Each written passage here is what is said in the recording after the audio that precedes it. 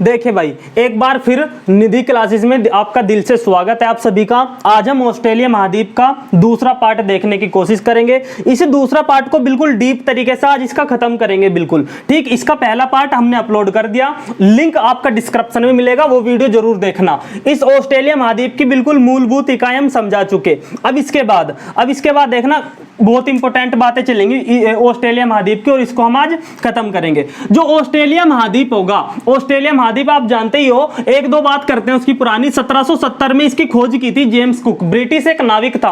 British नाविक ने 1770 में ऑस्ट्रेलिया महाद्वीप की खोज की, जो की खोज कहां पर, न्यूजीलैंड। जो न्यूजीलैंड से होता हुआ ऑस्ट्रेलिया में आता है ये इंसान, न्यूजीलैंड की भी खोज यही करता है। तभी तो जो उत्तरी न्यूजीलैंड होगा और दक्षिणी न्यूजीलैंड होगा, इसके जो मध्य जल संधि पाई जाती है जिसे कुक जल संधि कहा जाता है, कुक वाटर स्ट्रेट कहा जाता है, इसी के नाम पर पड़ती है। जो 1770 में ऑस्ट्रेलिया के पूर्वी तट पर यह आदमी पहुंचता है, जेम्स कुक। इसकी दूसरी बात, ये जो देखो, ये ऐसे बनाया हुआ है, ये ऑस्ट्रेलिया महाद्वीप का सबसे बड़ा पर्वत श्रेणी है जिसे ग्रेट डिवाइडिंग रेंज कहते हैं। क्या कहते हैं भाई? ग्रेट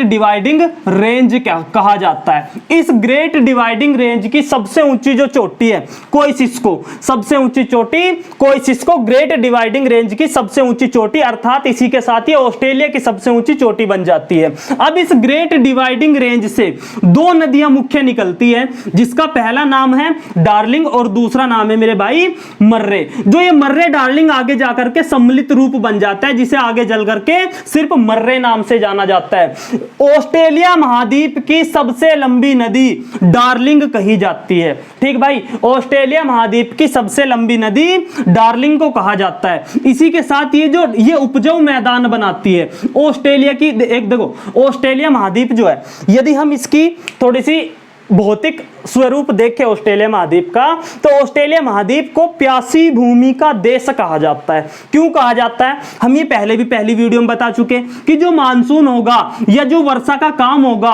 वो इसके पूर्वी तट पर होता है। ग्रेट डिवाइडिंग रेंज से टकरा करके मानसून ऐसे निकल जाता है, इधर बड़ी कम मात्रा में आता है। इसी वजह से ये वाला जो पूरा क्षेत्र होगा ये बिल्कुल सूखा रह जाता है। इस वजह से इसे प्यासी भूमि का देश कहा जाता है। इसी के साथ यहां पर क्या पाया जाता है? पाताल तोड़ कुएं पाए जाते हैं, जिन्हें उत्सुक कूप कहा जाता है। उत्सुक कूप कहा जाता है जो पाताल तोड़, अर्थात इसका क्या मतलब है पाताल तोड़ का? यह मतलब होता है मेरे भाई कि इनमें पानी अपने आप ही उबलता रहता है। तो पानी अपने आप ही उबलने का काम होता है ऑस्ट्रेलिया महाद्वीप में। यह ग्रेट डिवाइडिंग रेंज है, यहीं से दो नदी निकलती है। अब जब ये दो नदी निकल ली है तो इस क्षेत्र को क्या बनाएंगे मेरे भाई? उपजाऊ क्षेत्र बनाने का काम करती है। ये उपजाऊ क्षेत्र बनाती है। अब आपको एक बात पता होगी कि जो ऑस्ट्रेलिया महाद्वीप है, ऑस्ट्रेलिया महाद्वीप के बिल्कुल बीचों बीच से मकर रेखा गुजरती है। कौन सी रेखा? मकर रेखा।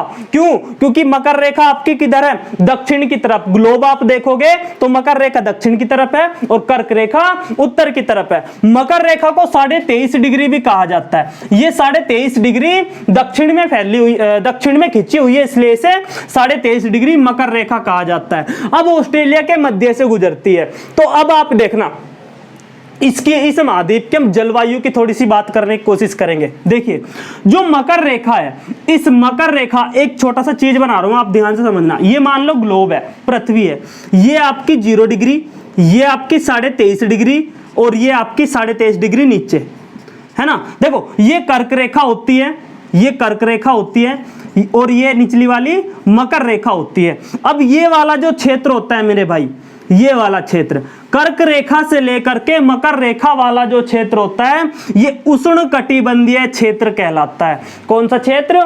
उष्ण कटिबंधीय क्षेत्र कहलाता है। बाकी का जो क्षेत्र होगा ये शीतोष्ण कटिबंधीय क्षेत्र कहलाएगा। तो ये जो उष्ण कटिबंधीय क्षेत्र है, इस उष्ण कटिबंधीय क्षेत्र में ऑस्ट्रेलिया का उत्तरी हिस्सा आता है भाई, उत्तरी हिस्सा। तो यहां पर जो घास के मैदान मिलेंगे, यहाँ की जो वनस्पति मिलेगी वो किस नाम से जानी जाएगी? सवाना के नाम से। किस नाम से मेरे भाई? सवाना के नाम से।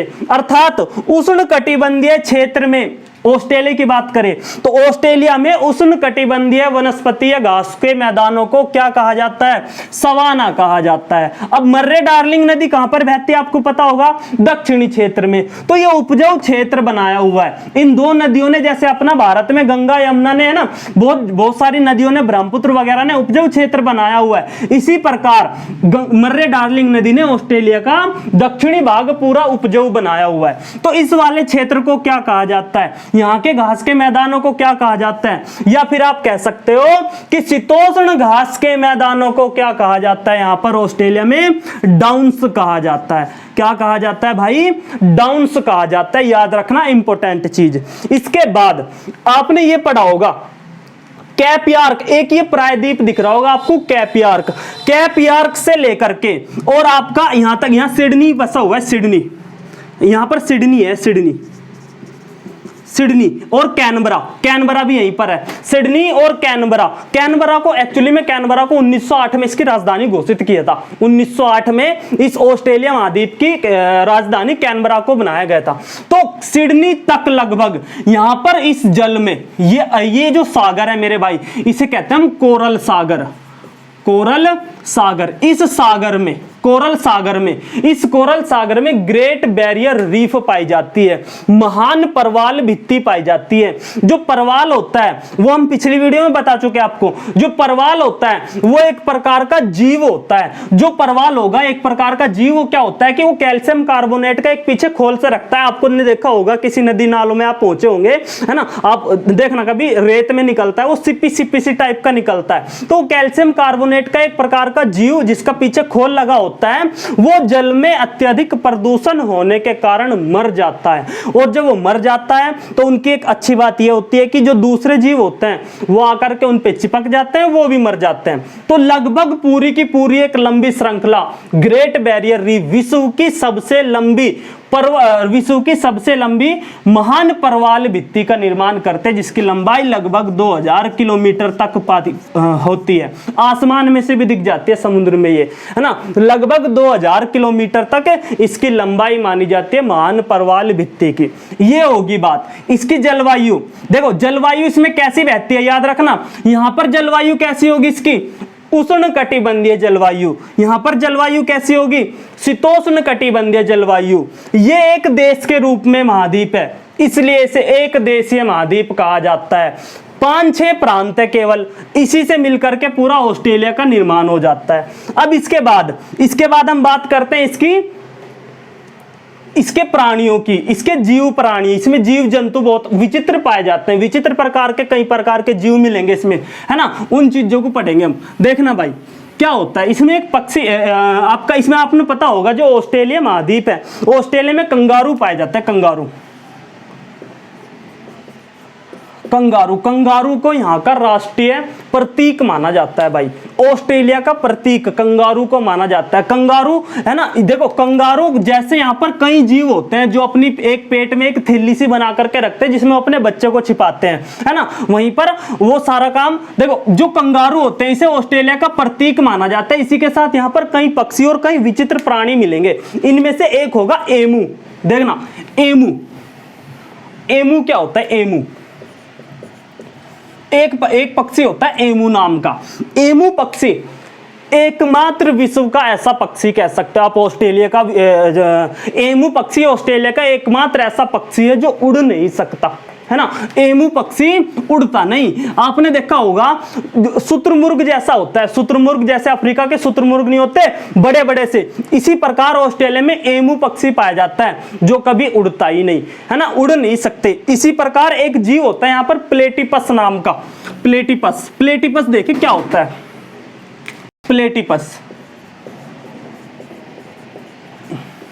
प्लेटिपस, जो प्लेटिपस प्रकार का जीव होता है, यह भी एक विचित्र जीव होता है जो ऑस्ट्रेलिया में पाया जाता है। प्लेटिपस को आप सर्च करना कभी। प्लेटिपस एक ऐसा जीव होता है जो धरती पर भी रहता है, जमीन पर भी रहता है, आसमान में भी उड़ लेता है ये, इसी के साथ पानी में जीवित भी रहता है ये प्लेटिपस जीव। और एक बात, सबसे इंपॉर्टेंट बात, ये पक्षियों की तरह अंडे देता है और 4 पैरों वाला होता है। ये 4 पैरों वाला होता है प्लेटिपस, सर्च करना आप, है ना। ये क्या होता है भाई? पक्षियों की तरह अंडे भी देने उड़ने वाला जीव है और ये धरती पर भी रहने वाला जीव है, पानी में भी जीवित रह सकता है और सुरंग भी बनाता है ये प्लेटिपस जीव। इसी के साथ इसका एक और इंपॉर्टेंट, ऑस्ट्रेलिया में एक और जीव पाया जाता है जिसे आप लायर बर्ड कहते हैं। लायर बर्ड, नाम ही पता चल रहा है इसका, तो लायर मतलब होता है झूठा, लायर बर्ड ये झूठा ही है वास्तव में। ये जो लायर बर्ड है इसे नकलची कहते हैं, नकलची पक्षी। ये क्या होता है? नकलची जीव।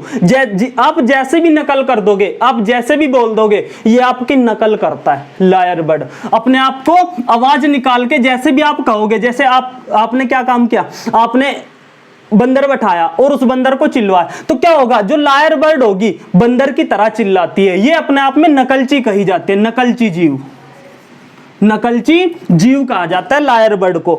एक इंपॉर्टेंट इसमें जीव और पाया जाता है भाई, जिसे कहते हैं कोकाबुर्रा। कोकाबुर्रा, ये कोकाबुर्रा जीव क्या होता है? इसे लाफिंग जमैका कहा जाता है, लाफिंग जमैका। कोकाबुर्रा को क्या कहा जाता है भाई? Laughing Jamaica. ये लाफिंग जमैका क्यों कहा जाता है? क्योंकि इसकी विचित्र हंसी वाला प्राणी है ये विचित्र हंसी हंसता है। आप कुछ भी कहोगे तो ये सिर्फ हंसेगा ही और कुछ नहीं करता।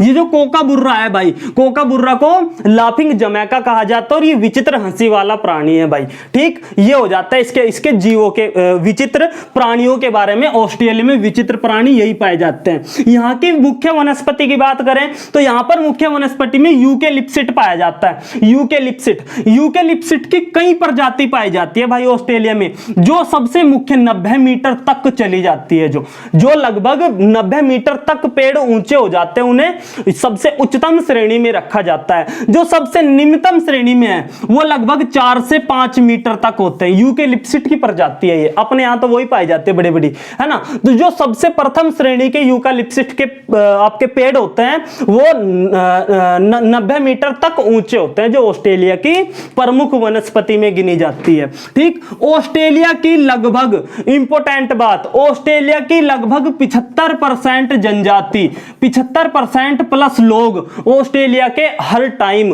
खेल में व्यस्त रहते हैं। इसलिए इसे खेल की दुनिया कहा जाता है। ऑस्ट्रेलिया महाद्वीप को हर टाइम खेल में व्यस्त रहते हैं। ये लोग ऐसे नहीं है कि घूम रहे बस ठल्ली। ठीक भाई, इसी के साथ इसके एक दो खनिज की बात करते हैं। जो खनिज की बात करते हैं तो यहां पर 2 खान पाई जाती है, कुलगार्डी और कालगुर्डी।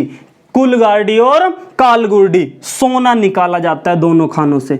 दोनों खानों से सोना निकालने का काम किया जाता है कुलगार्डी और कालगुर्डी खानों से। ऑस्ट्रेलिया की प्रमुख खाने हैं। इसी के साथ भाई अब एक इंपॉर्टेंट बात और रहेगी, पिछले उसमें बताया था मैंने आपको कि जो सिडनी है, इस सिडनी से लेकर के यहां पर एक और शहर इंपॉर्टेंट इसका पड़ता है जिसे कहते हैं पर्थ। इस सिडनी से लेकर के पर्थ तक, इस सिडनी से लेकर के पर्थ तक एक रेल मार्ग फैला हुआ है, एक रेल मार्ग फैला हुआ है जो इस ऑस्ट्रेलिया महाद्वीप का सबसे बड़ा रेल मार्ग कहा जाता है, जिसे ट्रांस ऑस्ट्रेलियन रेल मार्ग या ट्रांस कॉन्टिनेंटल रेल मार्ग कहा जाता है। इस महाद्वीप का सबसे लंबा रेल मार्ग अवस्थित है, जो कहां से लेकर के, सिडनी से लेकर के पर्थ तक फैला हुआ है। ठीक भाई, ये होता है आपका ट्रांस कॉन्टिनेंटल रेल मार्ग, जो यहाँ की प्रमुख सड़कें होती हैं। ऑस्ट्रेलिया की प्रमुख सड़कों को कॉमनवेल्थ राजमार्ग कहा जाता है। क्या कहा जाता है भाई? कॉमनवेल्थ राजमार्ग। कॉमनवेल्थ राजमार्ग, ऑस्ट्रेलिया की सड़कों को क्या कहा जाता है? कॉमनवेल्थ राजमार्ग कहा जाता है। यहाँ पर एक देखो इंपॉर्टेंट चीज, यहाँ पर एक हंटर घाटी है, हंटर घाटी। हंटर घाटी को ऑस्ट्रेलिया का रूर कहा जाता है। और आपको पता होगा जो रूर होता है, रूर क्या होता है मेरे भाई? रूर वो जगह होती है जहां से बहुत बड़ी मात्रा में कोयला खनन होता है, कोयला निकाला जाता है। जो असली रूर शहर है, जो असली रूर खान है, वो कहां पर अवस्थित है मेरे भाई? जर्मनी में। इंपॉर्टेंट चीज है ये, जर्मनी में। हर देश का अपना अपना रूर होता है, हर देश का अपना अपना मैनचेस्टर, अपना अपना डेट्रॉइट होता है। इसी प्रकार जो असली रूर है वो तो जर्मनी में है, लेकिन हंटर घाटी जो अवस्थित है ऑस्ट्रेलिया में, हंटर घाटी को ऑस्ट्रेलिया ऑस्ट्रेलिया का रूर कहा जाता है। ये इंपॉर्टेंट थी बात। इसी के साथ ये जो पूरा ऑस्ट्रेलिया महाद्वीप है, ऑस्ट्रेलिया महाद्वीप की बहुत मुख्य मुख्य और डीप डीप बातें कंप्लीट हो जाती है। इसी के साथ ये पूरा ऑस्ट्रेलिया महाद्वीप भाई खत्म हो जाता है। ठीक, अब इसके बाद हम कोई अगला कॉन्टिनेंट करेंगे, अफ्रीका महाद्वीप करेंगे। आज के लिए इतना ही करते हैं। ऑस्ट्रेलिया महाद्वीप समाप्त हो चुका आपका। यदि आपको कंटेंट, आपको चीजें अच्छी लगी हो तो लाइक करना, शेयर करना, और चैनल पर नए हो तो मेरे भाई सब्सक्राइब जरूर करके जानना। ठीक भाई, तो ये चीजें आपकी ऑस्ट्रेलिया कंप्लीट हो जाता है। धन्यवाद।